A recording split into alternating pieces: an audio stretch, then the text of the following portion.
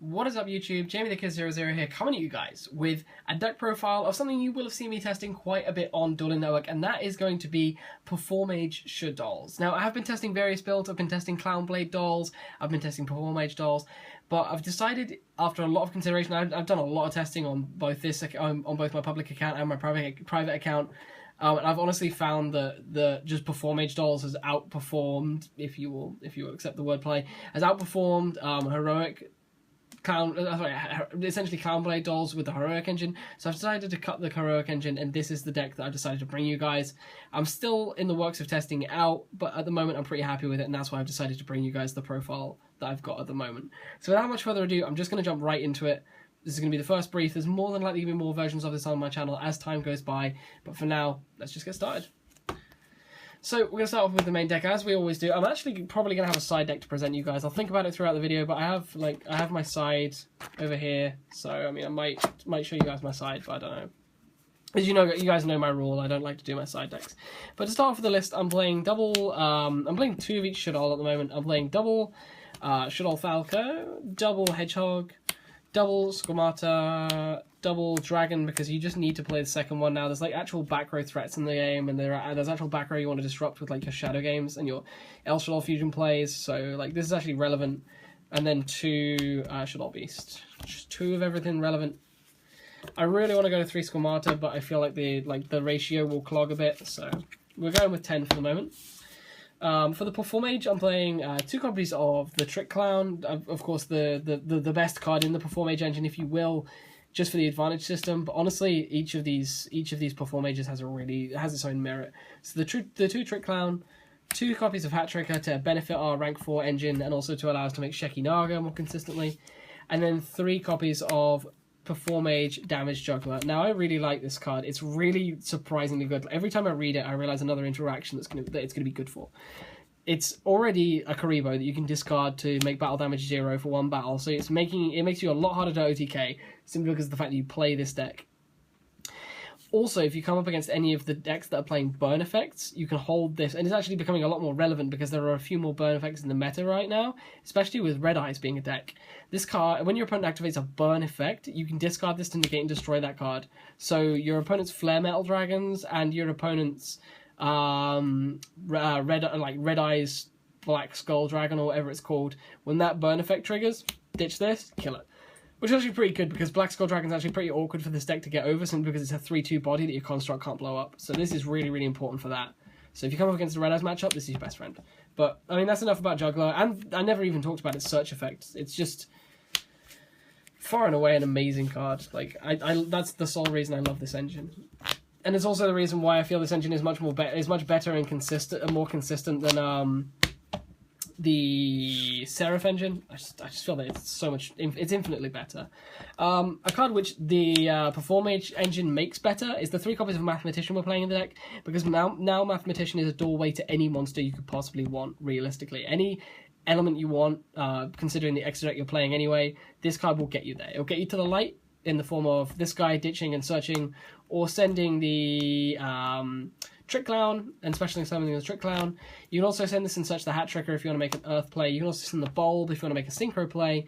And of course, as I said, you can send a Shaddoll for a Dark. So this guy came into his own in this deck. This is the single best monster in a vacuum in this deck, simply because he gets you wherever you want him to get you, really. Then for the last few monsters, I play 1 Glow Up Bulb for blowout Synchro plays and an Earth for our Sheki Naga, but it's also in here as our Towers out because we can make Star Eater, so this guy. Then 2 copies of Effect Veiler, just a really solid card at the moment, really good, especially considering in this deck you find it a little bit harder to empty your hand, so Trishula is going to be a threat. However, it's pretty cool that I'm pretty sure you can discard this guy anytime you want to. I'm going to double check that. So you can bait your opponent into Trishulaing you, and then you can just discard this. I'm just double checking. Oh no, it's during either player's battle phase, so I was wrong, but I've never actually thoroughly read the card, but there's another interaction that I thought we had. But the Veiler is just in here because Trishula's a threat, and then I'm playing the 1 BLS because why the hell not? BLS is just gonna open up so many OTKs and so many big pushes that it's just absolutely dumb. So that's the complete monster lineup. It's pretty heavy, but like I don't really have any criticism with it. I still see a fair amount of my spells and traps, so pretty happy with the monsters. For the spells, we're not playing the staple few. I've cut them recently because they just weren't helping me actually combo off. While I get my book and my Raigeki, they wouldn't be integral to my actual win conditions, so I just kind of sit there like, oh, these are nice, but I just have to sit here passively while my opponent slaps me for at least a turn, and then maybe a 1-for-1 with the Geki, so it just wasn't working out. So for the spells, I'm playing the One Foolish Burial, the 3 copies of Upstart Goblin. These are the only generic cards that I play. I'm not sure how I feel about the Upstart Goblin, simply because one of the main OTKs of this deck... Oh, sneak peek of the next profile. One of the main OTKs of the deck is this, and this is 81. This and then this attacking twice is 81 exactly. So the Upstart puts you out of range for that. So I mean, you don't first turn OTK with this anyway, but it's upsetting when you will have the 81 play and this is the thing stopping you. But I'll test it. I'll see how it goes. I still need to have the deck. I need to let the deck thin because I need to get to my combo pieces faster. So that's why the 3 Upstart Goblin are still in here. And then I'm just playing 3 copies of Shaddoll Fusion and the 3 copies of Shaddoll Fusion. The number of extra deck monsters on the field has increased dramatically over the course of the meta shift. And you consistently want to be able to make your fusion monsters as quickly as possible. So I feel like going to 3 on this is relevant again. But I mean, in certain matchups, you'll want to side one out. But honestly, I feel going into your game 1s, having the 3 Shaddoll Fusion is a lot stronger. And then that's the complete spell lineup. The trap lineup is a bit odd at the moment, but it's something that I'm testing my way through. It's 3 copies of Sinister Shadow Games. Again, it's a card that I've put in here just to try and speed up the deck. Just make it a bit more consistent. And then 1 core. I really miss playing 2. I might go back up to 2, but at the moment, just for space reasons, I'm at 1. And I'm then playing 1 bottomless and 1 torrential because I wanted to at least have some forms of disruption and destruction in my opponent's turn. And I felt like these 2 were the most potent.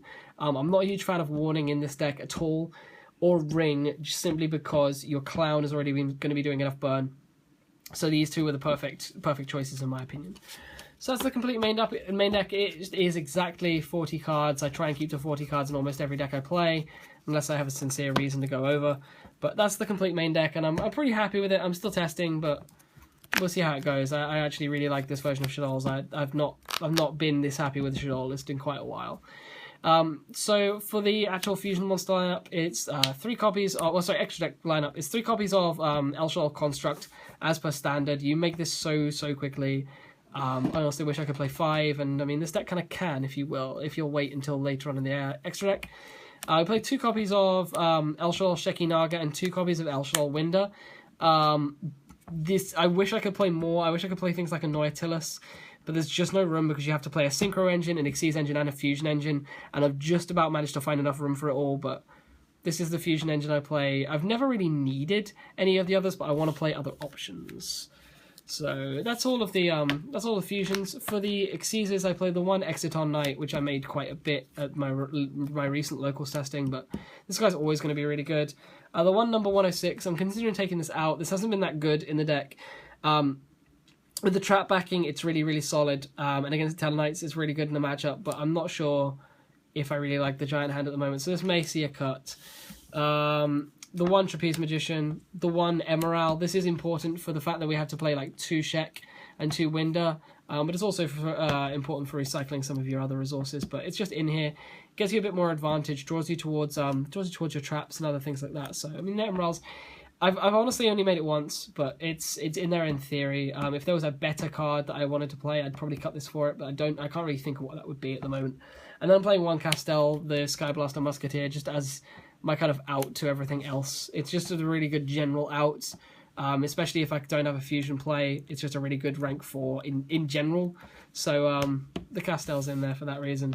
And then that's all the Xyzes we play, and then we play 3 Synchros in the form of Trishula, Dragon of the Ice Barrier, Ascension Sky Dragon, and Star Eater. Everyone knows that I absolutely love Ascension Sky Dragon. It is one of our outs to towers. But this is our main out, essentially. Ascension is also in here because of the fact that you will almost always make it on like 4,000. And it's just going to help you push your OTKs through. This is a card you can make attack twice, bear in mind, with, what's it called? Trapeze Magician. So, a double attacking 4k monster is really good. I don't know if anyone's noticed that, but it's really good.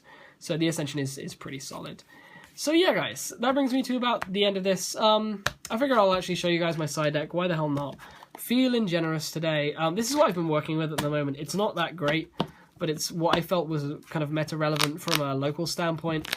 But I played 3 copies of Denko Sekka, and I'd like your opinion, guys, on this as well. 3 copies of Denko Sekka. These are the only monsters I played simply because I wanted to just get through my opponent's back row. Double D fusion because of the mirror match. And then, like, I'll do these in sets of 3. Then the last one I played was a copy of Typhoon. I want to play 2 of this, and I want to find the room for the second, but this is in here for the Clyde Turbo match, just to be able to spin away my opponent's Pendulum Scale when they set up that tower play. The Typhoon is in here. I want to go to 2, or maybe even 3, but 2 is good. You know, one of these is good for now. I then play 3 MST. Might go to 2 and 2, don't know yet.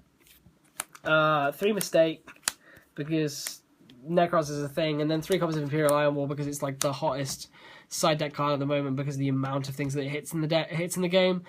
This is just so strong. I don't think any deck I play for the rest of this format is gonna include any less than 3 Iron Wall if I can play it. And I know it does conflict with a couple of cards in the deck, but it's just so strong. It's another case of, yes, while it does hurt me a little bit, you can't play like Ritual Beasts and Necros can't play the same caliber of Yu-Gi-Oh that they used to, whereas I just can't search with Juggler and I can't summon BLS. That's it. Everything else is fine. So pretty happy with that. But that's the complete side. That's everything there is to it, really. Which brings me quite neatly to the end of the old deck profile. So I hope you guys have enjoyed, as per usual. Please feel free to leave all of your comments and kind of commentary down in the description. Sorry, down in the comment section down below.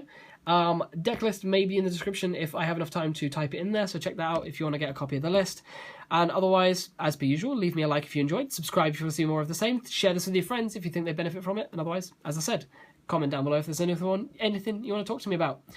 But as always, guys, this has been Jamie the Kid 00, and I'll see you guys pretty soon with some more Yu-Gi-Oh! Related content. Peace out. Bye-bye.